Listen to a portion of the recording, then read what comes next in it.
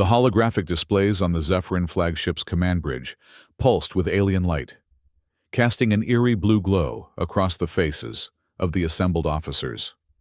Commander Zevlar, his scaled skin shimmering under the ambient illumination, studied the three-dimensional projection of a small blue planet. "Earth," he announced, the word sliding through his needle-like teeth with a hiss of contempt. "Preliminary scans confirm our intelligence reports. Primitive technological development, fragmented socio-political structures, and minimal off-world detection capabilities." Subcommander Vextrix moved to stand beside him, her elongated fingers tracing the outline of North America on the projection. "Standard conquest protocols, then." "Indeed." Commander Zevlar's mandibles clicked with satisfaction. "Deploy a single Deaththorn unit to a low-population region. Allow sufficient observation time for the humans to recognize their inferiority. Then proceed with full invasion fleet." The bridge crew worked with silent efficiency, their bioengineered bodies perfectly adapted to their specialized functions. Each Zephyrin had been cultivated for their role, optimized over 17 generations of selective genetic manipulation.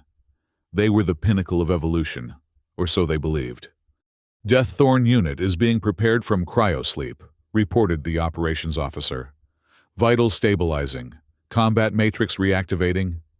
On a lower deck of the massive vessel, inside a reinforced containment chamber, something ancient and terrible stirred. The Deaththorn, pride of the Zephyrin Empire's biological weapons division, unfurled from its dormant state, 3 meters tall when standing at full height. Its carbon fiber exoskeleton gleamed under the chamber's clinical lighting. 6 articulated limbs ended in diamond-tipped claws, each capable of slicing through reinforced titanium. Its sensory apparatus, a crown of pulsing neural tendrils, twitched as consciousness returned. The creature had no name beyond its designation. It had no needs beyond the hunt. For 10,000 years, it had been the Empire's ultimate tool of conquest, deployed to subjugate hundreds of worlds across 3 galactic arms. The Deaththorn didn't fight wars, it ended them. As nutrient fluid drained from its chamber, the Predator's neural network initialized with a single directive: assess Earth's resistance capabilities and prepare the way for conquest. Halfway across the galaxy, completely unaware of the terror being dispatched toward her planet, Max Rodriguez, cursed her laptop screen and took another desperate gulp of coffee. Come on," she muttered, glaring at the blinking cursor on her term paper. The document, titled Ecological Mitigation Strategies for Non-Native Species Introduction, currently contained exactly 2,457 words, a full 1,000 short of the minimum requirement due in 14 hours. Her tiny apartment in Boulder, Colorado, looked like a caffeine-fueled academic bomb had detonated within its walls. Reference books, empty energy drink cans, and crumpled notes carpeted every surface. At 25, Max was older than most of her undergraduate classmates, having worked for 3 years after high school before scraping together enough money to enroll in environmental sciences. Her phone buzzed with a text from her manager at the coffee shop where she worked part-time. "Need you to cover Jared's shift tomorrow morning, 5 a.m. Max groaned and tossed the phone onto her bed. Perfect. She'd be finishing this paper at 3 a.m., catching maybe an hour of sleep, then brewing overpriced lattes for cranky commuters, all to barely make rent on an apartment with a persistent mold problem in the bathroom. She rubbed her eyes, straightened her back, and refocused on the screen. "All right, zebra muscles, let's dance," she muttered, scrolling through a research paper on Great Lakes contamination patterns. The first tremor was so slight that Max almost didn't notice it. Her coffee rippled, tiny concentric circles spreading across its surface. The second tremor rattled her windows. "Earthquake," she frowned, reaching for her phone to check local alerts. The third impact knocked books from her shelves. This was no earthquake, it was something hitting the ground. Something big. Through her window, Max saw a plume of smoke rising from the mountains just outside town, perhaps 2 kilometers from her apartment. She hesitated, looking back at her unfinished paper, then at the smoke column growing against the twilight sky. The responsible choice would be to stay put, finish her work, and let emergency services handle whatever had happened. "Screw it," she declared, grabbing her jacket, thermos, and the digital camera she used for field research. If nothing else, the fresh air might clear her head enough to finish writing when she returned. Little did she know, as she jogged toward the trailhead leading up into the foothills, that her unfinished paper would soon become the least of her concerns, and, paradoxically, the key to Earth's salvation. The Deaththorn's drop pod had executed a perfect atmospheric entry, its heat shields absorbing the friction of Earth's atmosphere before deploying a series of gravitational dampeners to slow its descent. Nevertheless, the impact had carved a substantial crater into the mountainside, uprooting several pine trees and sending wildlife fleeing in terror. As Max hiked up the familiar trail, she found it increasingly strange that no emergency vehicles had responded. No helicopters circled overhead, no sirens wailed in the distance. Perhaps the impact had been more remote than she'd estimated. Or perhaps whatever had fallen wasn't immediately recognized as an emergency. Night was falling rapidly now, but Max knew these trails well enough to navigate them in the dark. Besides, the strange blue glow emanating from just beyond the ridge provided ample illumination. She paused to snap a few photos, her scientific curiosity entirely overriding any sense of self-preservation. Inside the smoldering crater, the Deaththorn completed its environmental assessment. Atmosphere, nitrogen-oxygen mix, well within tolerance parameters. Gravity, 9.8 ms2, slightly higher than optimal, but within operational limits. Ambient temperature, 12 Wouters, requiring minimal thermal regulation. The Predator extended its primary sensory apparatus, sampling the air for chemical signatures. It detected various fauna, small mammals, primarily, with a few larger herbivores in the vicinity. All had fled the impact zone as expected. Textbook planetary reaction to its arrival. Its tactical matrix calculated a 97.3% probability that local sentients would investigate the impact within 6 to 12 hours. Likely with primitive military forces. The standard protocol was clear: establish a perimeter, remain cloaked until official contact, then demonstrate overwhelming superiority to establish psychological dominance. The Deaththorn activated its optical camouflage system, becoming nearly invisible against the darkening landscape, and climbed from the crater to secure a tactical position. It settled into stillness, prepared to wait for the inevitable human response team. What it didn't expect was a single female human, armed with nothing but a cylindrical container and an imaging device, to come scrambling over the ridge less than 30 minutes after impact. Max stopped at the crater's edge, whistling low as she surveyed the damage. "Holy shit," she breathed, raising her camera to take more photos. "That's no meteor." The impact site was too uniform, the debris pattern too controlled. At the center sat what was clearly a manufactured object, a pod of some kind, roughly the size of a small car, with strange symbols etched into its metallic surface. The blue glow emanated from several damaged panels along its side. Either Elon's launching stuff without telling anyone again, or... She trailed off, unwilling to voice the obvious alternative even to herself. The Deaththorn observed the human with growing confusion. Its tactical matrix had no protocol for a lone civilian investigator. The human displayed no fear, no weapon, no communication device linking her to military authorities. She simply observed, took images, occasionally sipped from her container. This deviation from expected behavior created a processing loop in the Predator's neural network. It needed more data to proceed. Max knelt by the crater's edge, setting down her thermos to change the settings on her camera. "If this is alien," she murmured to herself, "it's going to completely destroy my grade curve. No way Dr. Hendricks gives extensions for first contact. The Deaththorn made its decision. This single human posed no threat and might provide valuable intelligence. It deactivated its cloaking system, allowing its massive form to materialize just 20 meters from where Max knelt. The sudden appearance of a 3-meter-tall, 6-limbed nightmare creature would cause most humans to flee in terror. Max, running on 36 hours without sleep and enough caffeine to stun a horse, simply lowered her camera and stared. "Well," she said after a moment of stunned silence, "you're definitely not from NASA." The Deaththorn extended to its full height, neural tendrils flaring in a threat display perfected across 1,000 worlds. It expected screaming, fleeing, perhaps even the primitive defensive response of unconsciousness. Instead, the human took another sip from her container and said, "You look like you need coffee more than I need to run from you." The Predator's tactical matrix crashed and rebooted. This response pattern had no precedent in its extensive combat database. Was this human defective, suicidal, or implementing some unknown defensive strategy?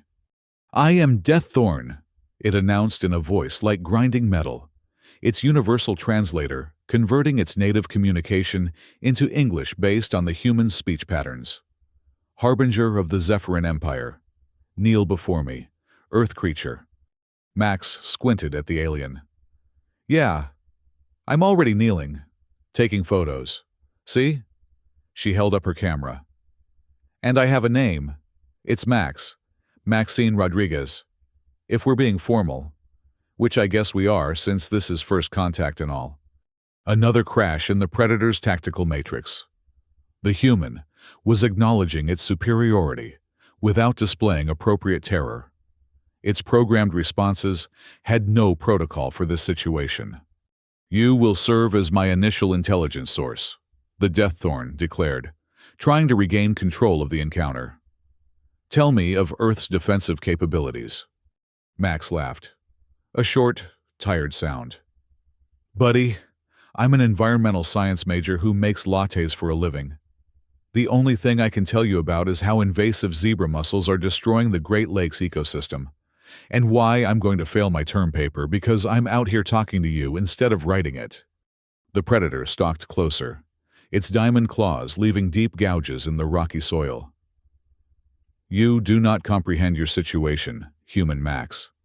I am the vanguard of your planet's conquest. Soon, the full might of the Zephyrin fleet will arrive to claim this world." "Uh-huh." Max retrieved her thermos and took another swig.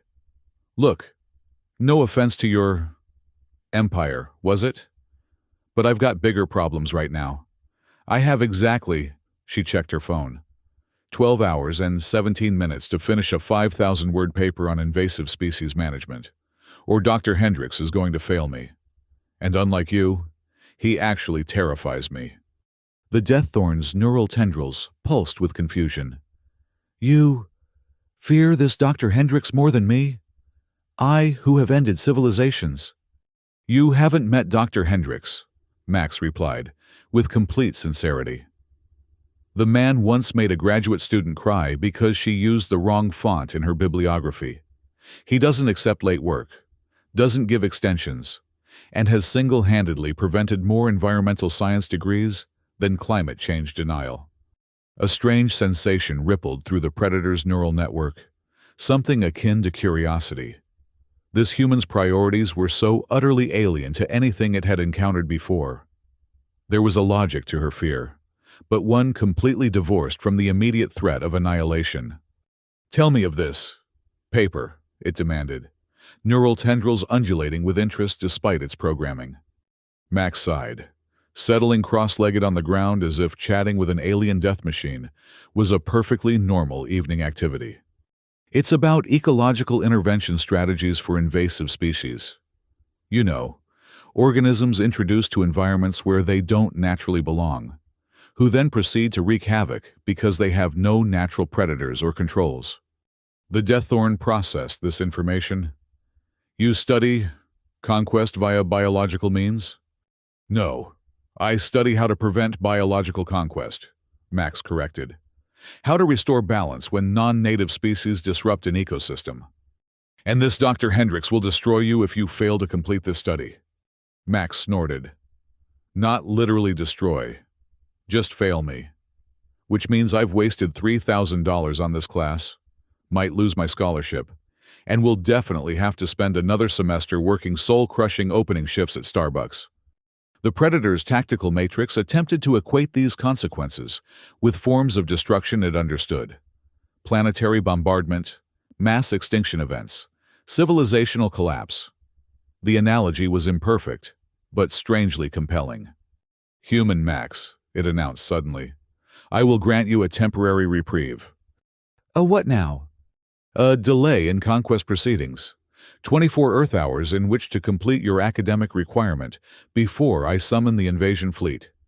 Max blinked several times. You're postponing an interstellar invasion so I can finish my homework? Affirmative. This interaction has provided unexpected data on human psychological response patterns. I wish to observe more before proceeding with standard conquest protocols. Okay, Max nodded slowly, deciding to roll with the surreal turn her evening had taken. Tell you what, how about you just hang out here for the night, and I'll come back tomorrow with my laptop. I can finish my paper here. You can observe all the human psychological responses you want, and then we can discuss this whole invasion thing. The Deaththorn considered the proposal. Its programming demanded immediate action. But there was a logical argument for gathering more intelligence before summoning the fleet. Besides, something about this human intrigued it. A fearlessness born not of ignorance, but of prioritizing more immediate concerns. Acceptable, it finally declared. Return at this same time tomorrow. Any attempt to alert your military forces will result in immediate hostile action. Yeah, Max said, gathering her things and standing up. No calling the Pentagon. Got it. Though honestly, they'd probably put me on hold anyway. As she turned to leave, she paused and looked back at the enormous Predator. You know, for an intergalactic harbinger of doom, you're being pretty reasonable. Thanks for that. The Deaththorn watched her disappear down the trail, its neural network humming with unprocessed anomalies. For the first time in its 10,000-year existence, it found itself experiencing something dangerously close to curiosity. Back on the Zephyrin flagship, Commander Zevlar frowned at the lack of immediate reporting from the Deaththorn unit. Still no terror signatures? He demanded of his communications officer. Negative, Commander. We detect no mass panic, no military mobilizations, no emergency broadcasts. Subcommander Vextrix offered a suggestion. Perhaps the unit deployed to a truly remote region? Or the humans are exhibiting unusual restraint? Commander Zevlar's mandibles clicked in irritation. Impossible. The Deaththorn's psychological impact is designed to be immediate and overwhelming. No sentient species has ever failed to respond with appropriate terror. Shall we establish direct communication with the unit? No, Zevlar decided after a moment's consideration. The protocol allows for a 48-hour assessment period before reporting. We will wait. Perhaps the humans simply require more time to comprehend their doom. If only he knew that. At that very moment, the Empire's ultimate weapon was puzzling over concepts like term papers, grading curves, and student loans. Concepts more alien to its programming than any life form it had ever encountered. Max barely slept that night, her mind racing with equal parts academic panic and existential crisis. By morning, she had convinced herself that the entire encounter had been a stress-induced hallucination. Aliens didn't exist, and they certainly didn't postpone invasions, so college students could finish their homework. Yet, as she dragged herself through her morning shift at the coffee shop, she found herself preparing an extra-large thermos of the strongest blend they offered, alongside her own usual coffee, just in case. That evening, as the sun began to set, Max hiked back up the mountain trail, her backpack loaded with her laptop, reference materials, both thermoses, and a package of chocolate chip cookies, a peace offering to either an alien predator or her own delusions. The crater looked different in the fading daylight, more real, somehow. The strange pod at its center had partially embedded itself in the earth, its blue glow dimmer but still unmistakable. And there, perched on a boulder at the crater's edge, like some nightmarish sentinel, waited the deaththorn.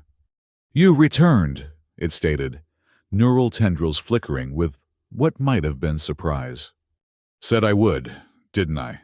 Max replied, trying to project confidence despite her racing heart. Now that she wasn't running on pure exhaustion and caffeine, the full, terrifying reality of the creature before her was sinking in. Yet something, stubborn curiosity or sheer academic desperation, kept her from fleeing. She approached cautiously and set her backpack down a few meters from the predator. "I brought you something," she said, extracting the extra thermos. "Coffee. It's what was in my container yesterday. Thought you might want to try it, seeing as you're studying humans and all." The Deaththorn's sensory apparatus examined the offering. "Is this a weapon?" Max laughed nervously. "Well, the way I make it, some might say yes, but no. It's a beverage. Gives us energy, helps us focus, pretty much powers the entire academic world." After a moment's hesitation, the predator extended one clawed limb and accepted the thermos. Its neural tendrils analyzed the container, found the opening mechanism, and detected the aromatic compounds rising from within. "Your species consumes this voluntarily?" it asked, the metallic undertones of its voice conveying skepticism. "Multiple times daily," Max confirmed, setting up her laptop on a relatively flat rock. "Go ahead, try it if you want, though I'm not sure if your biology can process it the same way ours does." The Deaththorn's face, if the arrangement of sensory organs beneath its neural crown could be called a face, had no features that could register taste or pleasure. Nevertheless, as it sampled the coffee, its entire exoskeleton seemed to shudder. "This contains powerful stimulants," it observed. "Caffeine," Max agreed, powering up her laptop. "Lifeblood of students everywhere." For the next hour, Max worked diligently on her paper, while the Deaththorn observed in silence, occasionally sipping from the thermos with increasing appreciation. The situation was surreal, but oddly peaceful. The steady click of Max's keyboard, the ambient sounds of the forest, and the occasional question from an increasingly curious alien predator. "Your paper," it finally said, "concerns biological entities disrupting established ecosystems?" "Exactly," Max replied without looking up from her screen. "Invasive species are organisms introduced to environments where they have no natural predators or limitations. They outcompete native species, disrupt food chains, and sometimes cause complete ecosystem collapse." The Deaththorn processed this information in silence for several minutes. "Human Max," it eventually said, "your description matches Zephyrin conquest protocols precisely." That made Max pause her typing. "What do you mean?" "The Zephyrin Empire," the Predator explained, "identifies habitable worlds, introduces superior biological agents, such as myself, to overcome indigenous resistance, then reshapes the conquered ecosystem to suit imperial needs." "So you're basically an invasive species," Max raised an eyebrow. "Your whole empire's strategy is to be the zebra mussels of the galaxy?" The Deaththorn's neural tendrils pulsed with what might have been indignation. "We are conquerors, not parasites." "Actually, invasive species aren't usually parasites," Max corrected automatically, slipping into lecture mode. "They're often highly successful organisms in their own right. They just cause problems when introduced to ecosystems that haven't evolved alongside them. Without natural checks and balances, they throw everything out of whack." She paused, a thought forming. "Wait a minute. In your conquest analogy, what happens to the native species on planets you invade? Those deemed useful are preserved, Others are eliminated to make room for Zephyrin colonization. And how's that working out? In the long run, the Predator fell silent, its neural network accessing deep historical archives. Conquest efficiency has declined 23.7% over the last 1,000 years. Increasing resources are required to maintain imperial stability on subjugated worlds. Let me guess, Max said. You're finding that when you eliminate too many native species, the whole ecosystem starts to collapse? That even your useful species start struggling because the interconnected web that supported them is gone? The Deaththorn's neural tendrils writhed in a pattern Max hadn't seen before. How did you access Zephyrин's strategic assessment data? I didn't, she laughed. It's just basic ecology. The same thing happens here on Earth. When we introduce invasive species or remove key native ones, the whole system destabilizes. It's almost never good for anyone in the long run, not even for the invasive species themselves eventually. Max turned back to her laptop, inspiration suddenly flowing. Actually, this conversation is giving me a great angle for my paper. Do you mind if I use some of these concepts? Not the alien invasion part specifically, but the parallel between deliberate and accidental ecosystem disruption. The Deaththorn didn't immediately respond. Its tactical matrix was processing uncomfortable correlations between Max's ecological theory and classified imperial data on failing conquered worlds. Planets that had initially seemed successfully subjugated were now requiring massive resource investments to prevent total biosphere collapse. Your paper, it finally said, proposes solutions to these disruptions? That's the whole point, Max confirmed, typing rapidly. Ecological intervention strategies to restore balance. Sometimes, it's about removing the invasive species, but often, it's about finding new equilibriums or introducing countermeasures that can keep the invasive population in check without further disrupting the system. The Predator's neural crown pulsed with increasing intensity. Continue your work, it commanded, though its tone lacked the metallic menace of before. I wish to study your conclusions. As night fell completely, Max worked diligently by the light of her laptop screen and the ethereal blue glow of the alien pod. The Deaththorn remained nearby, alternating between silent observation and increasingly specific questions about ecological management principles. By midnight, Max had completed a draft of her paper, incorporating several insights from her bizarre consultation with an actual invasive species from space. As she read through her work, she realized it contained some of her strongest academic writing to date, clear, passionate, and backed by both terrestrial examples and theoretical applications that stretched far beyond Earth's boundaries. I think I'm done, she announced, saving the document with a flourish. Just need to proofread once more in the morning before submitting. The Deaththorn had been still for the past hour, its neural network processing vast amounts of information. Now it stirred, rising to its full height in a motion that reminded Max just how terrifyingly large it truly was. Human Max, it declared, voice resonating through the night air. The 24-hour reprieve has ended. I must now make my assessment and summon the Zephyrin fleet. Max's momentary academic satisfaction evaporated. In the flow of writing, she'd almost forgotten the apocalyptic stakes of their arrangement. Right, she said, trying to keep her voice steady. About that invasion thing, any chance I could talk you out of it?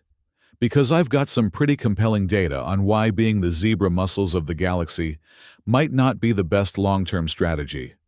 The conquest of Earth is not negotiable, the Predator stated, though Max thought she detected a strange hesitation in its metallic voice. However, your ecological theories present provocative correlations with classified imperial data. Is that right? Max closed her laptop and faced the creature directly.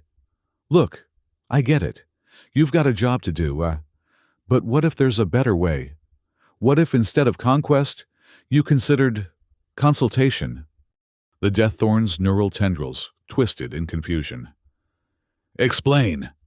Your empire is experiencing diminishing returns on conquered worlds, right? Ecosystems collapsing, resources drained for maintenance. What if instead of invading planets, you offered your services as ecological consultants? Help worlds manage their own environmental challenges in exchange for whatever resources or knowledge you're actually after. The Zephyrin Empire does not consult, the Predator stated, though with noticeable uncertainty. We conquer. And how's that working out for you? By your own admission, it's getting less efficient, requiring more resources, creating more problems.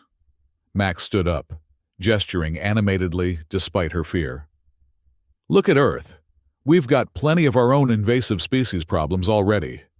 We could actually use some advanced biological expertise to help solve them. She pointed at her laptop. I just wrote 5,000 words about how difficult these challenges are. What if, instead of becoming our next ecological disaster, you helped us manage the ones we already have? It could be a pilot program, a test case for a new imperial approach. The Deaththorn went utterly still, its neural network experiencing what could only be described as a critical processing failure.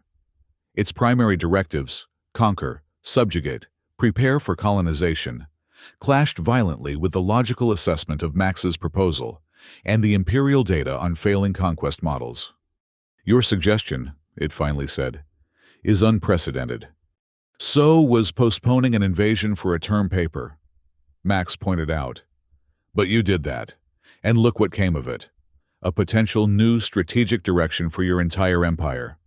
A strange sound emanated from the Predator, a series of metallic clicks that Max realized, with shock, might be the alien equivalent of laughter. Human Max, the Deaththorn said. You are either the most clever or most fortunate being I have encountered in 10,000 years of conquest. Perhaps both. It extended a diamond-tipped claw toward her laptop. Show me your completed paper. I wish to evaluate your formal reasoning before making my final decision. Max hesitantly reopened her laptop and turned the screen toward the Predator. For the next 20 minutes, the alien stood perfectly still, its neural tendrils undulating gently as it absorbed every word of her work. Occasionally, it made that strange clicking sound again, particularly when reading her sections on failed intervention strategies. Finally, it looked up. Your analysis is sound, though limited by Earth's technological constraints. With Zephyrin bioengineering principles applied to these frameworks, the efficiency of your intervention strategies could increase by approximately 87.3%. Is that a yes to the consultation idea? Max asked cautiously. It is a deferment of conquest decisions, the Predator replied. I will report to the fleet that Earth requires extended study before invasion protocols can be implemented. Your species' psychological and ecological approaches present unique challenges that must be thoroughly understood. Max let out a breath she hadn't realized she was holding. So we're not being invaded tomorrow? Not tomorrow, the Deaththorn confirmed. Perhaps not for some time, if my preliminary assessment is accepted by Imperial Command. And in the meantime, Max pressed. The alien Predator's neural crown pulsed with colors Max hadn't seen before, softer hues that somehow suggested contemplation rather than aggression. In the meantime, it said, I find myself curious about these zebra mussels and other terrestrial invasion analogs. Perhaps a field study would be appropriate to gather comparative data for my report. Max couldn't help the grin that spread across her face. Are you saying you want to help with my research? Merely gathering tactical intelligence, the Deaththorn insisted, though its neural tendrils twisted in what Max was beginning to recognize as embarrassment. Your ecological frameworks provide useful analytical models for understanding wider galactic patterns. Right. Max nodded seriously, playing along. Pure tactical intelligence. Nothing to do with the fact that you found my paper interesting. The Predator made that strange clicking sound again. Your species' capacity for sarcasm remains an intriguing psychological defense mechanism. Human Max. Just Max is fine, she said, packing up her laptop. And if we're going to be research partners, I should probably call you something shorter than Death Thorn. How about Thorn? The alien considered this for a moment. Abbreviated designation is acceptable for field operations. Great, Max said, slinging her backpack over her shoulder. Tell you what, Thorn, I need to get some sleep before submitting this paper in the morning. How about I come back tomorrow afternoon and we can start planning our first zebra mussel expedition? Acceptable, the newly dubbed Thorn agreed. I will remain here and establish a secure base of operations. As Max turned to head back down the trail, the Predator called after her. Human Max, this coffee substance. Could you bring more of it tomorrow? Max laughed, the sound echoing through the night forest. Absolutely, Thorn. I think this is the beginning of a beautiful research partnership. On the Zephyrin flagship, Commander Zevlar was growing increasingly agitated. The Death Thorn unit had finally sent a transmission, but its contents were baffling. Request extended observation period, he hissed, mandibles clicking furiously. Ecological consultation priorities? What in the name of the 17 moons is it talking about? Sub-Commander Vextrix reviewed the full data packet with growing concern. Commander, the unit has transmitted extensive information on Earth's ecological management theories, suggesting correlations with our own imperial sustainability challenges. Has it malfunctioned? Been compromised? Zevlar demanded. Unknown, Vextrix admitted. But its tactical assessments are coherent, if unorthodox. It suggests that the humans may have developed sophisticated psychological resistance strategies that make standard conquest protocols potentially counterproductive. Commander Zevlar paced the bridge, his clawed feet clicking against the metallic floor. Impossible. They're a primitive species barely capable of leaving their own atmosphere. What psychological techniques could they possibly employ against our apex predator? The report mentions something called customer service logic and academic deadline priorities.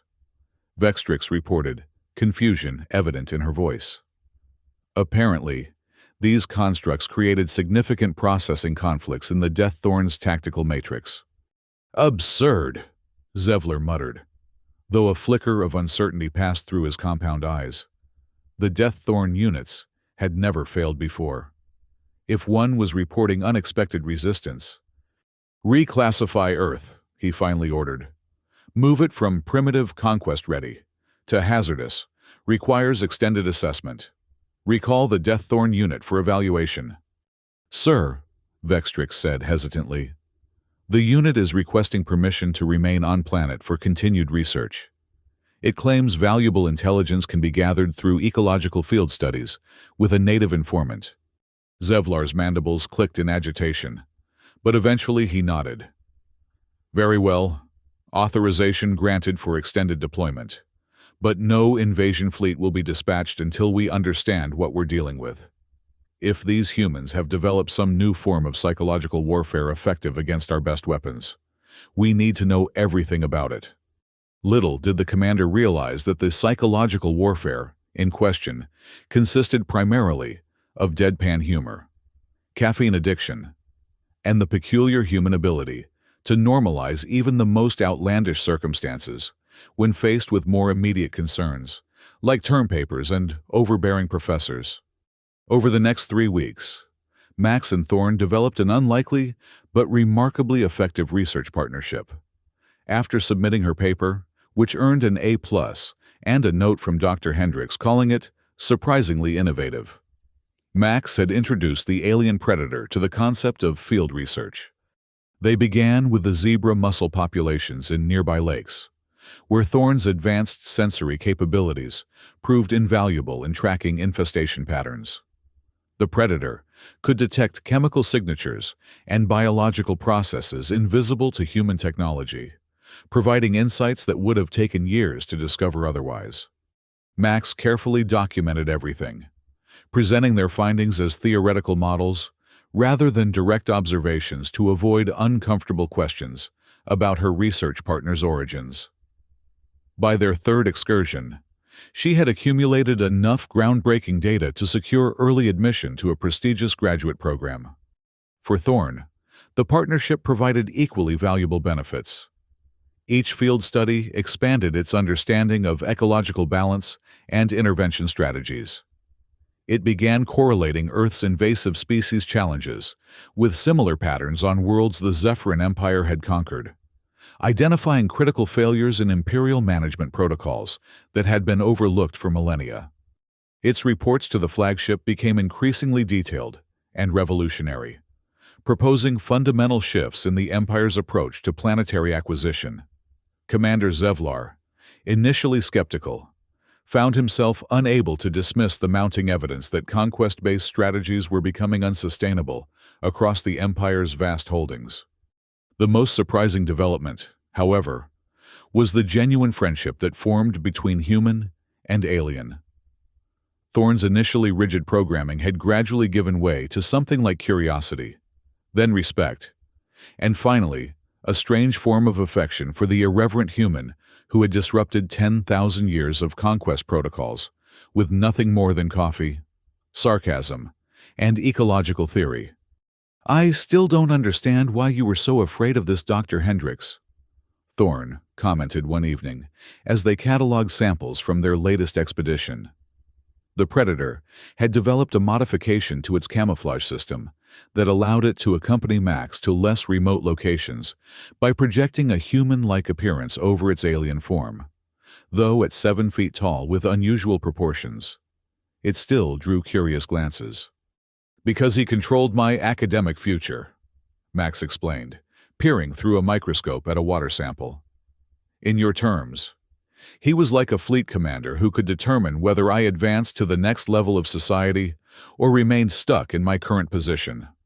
Yet he posed no physical threat," Thorne noted, its disguised form manipulating delicate laboratory equipment with surprising dexterity. "Physical threats aren't the only kind that matter," Max said. "Sometimes the scariest things are the ones that can determine your path in life. You know?" Thorne's holographic face, a stern-looking human male with sharp features, twisted in contemplation. "Perhaps this explains why your species did not respond with appropriate terror to my arrival. You have so many competing threats already that one more barely registers." Max laughed. "Maybe. Or maybe I was just too sleep-deprived and caffeinated to have a proper existential crisis at the time." 3 months after the initial landing, Max received a letter that changed everything: acceptance to a prestigious doctoral program with a full research fellowship, based on her groundbreaking work in invasive species management and ecological intervention strategies.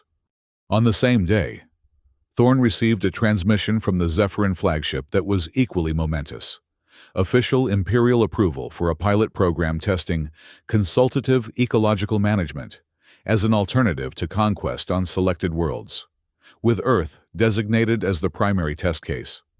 "They want me to establish a permanent research facility here," Thorne explained, its holographic disguise flickering with what Max now recognized as excitement. "To develop what they're calling the Rodriguez Protocol for non-invasive species management both on Earth and eventually across the galaxy." Max nearly dropped the acceptance letter she'd been rereading for the 20th time. "They named it after me?" "Apparently my reports on your methodologies were quite influential," Thorne said, the metallic undertones of its voice carrying through the human disguise. "Commander Zevlar wishes to understand how a single human with minimal resources developed ecological management principles that outperform 10,000 years of imperial conquest strategies. So instead of invading Earth, your empire is going to help us manage our own invasive species problems?" Max shook her head in disbelief. "While learning from us how to better manage the planets you've already conquered?" "Precisely," Thorne confirmed, though they prefer the term administratively oversee rather than conquered. Imperial semantics are evolving alongside strategy." Max laughed and held up her acceptance letter. "Well, It seems we both have new assignments. I'm headed to graduate school to expand my research, and you're establishing an alien ecological consulting firm. There is no reason these objectives cannot be pursued simultaneously, Thorne pointed out. My orders specifically mention continuing our partnership, as it has proven unexpectedly productive. Rodriguez Deaththorne Ecological Solutions, Max mused, grinning. It has a certain ring to it, don't you think? I prefer Rodriguez Thorne, the alien said, its holographic face attempting a smile. More accessible to human clients. 3 years later, as Max completed her doctoral dissertation on interspecies collaborative approaches to ecological management, the impact of that chance encounter in the Colorado mountains had rippled across both Earth and the wider galaxy. Rodriguez Thorne. Ecological Solutions had become the world's leading environmental consulting firm, tackling invasive species challenges that had previously seemed insurmountable. Few clients realized that the firm's towering, taciturn co-founder was actually an alien biological weapon repurposed for conservation, though rumors occasionally circulated about the company's suspiciously advanced technology. On conquered worlds throughout the Zephyrin Empire, a fundamental shift in approach had taken root. The Rodriguez Protocol was being implemented across 17 systems, with preliminary data showing dramatic improvements in ecosystem stability and resource efficiency compared to traditional subjugation methods. The Imperial fleet, once dedicated solely to conquest, now transported ecological consultants and intervention specialists to planets struggling with environmental collapse. Perhaps most significantly, the Zephyrin Military Academy had completely overhauled its Predator recruitment program. The qualities once prized in potential Deaththorns, unwavering aggression, rigid adherence to protocol, psychological intimidation capabilities, had been supplemented with new training modules on adaptive problem-solving, cross-species communication, and caffeine tolerance. Commander Zevlar, initially the strongest critic of this revolutionary approach, had eventually become its most vocal advocate after reviewing the economic and resource management data. His mandibles still clicked with irritation when he recalled how a single human female had upended 10 millennia of imperial doctrine. But even he couldn't argue with the results. On a cool autumn evening, Max sat on the porch of her mountain cabin, purchased with the proceeds from her now thriving consultation business, and sipped coffee alongside her alien partner. The sunset painted the Colorado Rockies in shades of gold and purple, a view that still inspired awe, even in a being that had witnessed the birth and death of stars. 3 years ago today, Max mused, you were supposed to be preparing Earth for invasion, and I was panicking about a term paper. An inefficient allocation of resources on both counts, Thorne agreed, its holographic disguise deactivated in the privacy of Max's remote property. Its neural tendrils pulsed with soft colors that Max had learned to read as contentment. Do you ever miss it? She asked. The whole conquering worlds, being the most feared predator in the galaxy thing? Thorne was silent for a moment, neural network processing the question.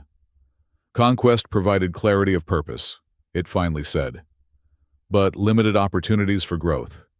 This partnership has been more satisfying. Even with all the paperwork and client meetings? Even with the paperwork, Thorne confirmed, making the clicking sound that Max now recognized as laughter. Though I maintain that human bureaucracy is more terrifying than any conquest protocol the Empire ever devised, Max grinned and raised her coffee mug in a toast. To finding better ways to coexist, across species, ecosystems, and galaxies. Thorne raised its own mug, custom designed to accommodate its alien physiology. To unexpected partnerships, it added, and the power of academic deadlines. As night fell and stars appeared above the mountains, neither human nor alien predator could have predicted the path that had brought them to this moment. Yet both recognized, in their own way, that the universe was richer for their unlikely friendship.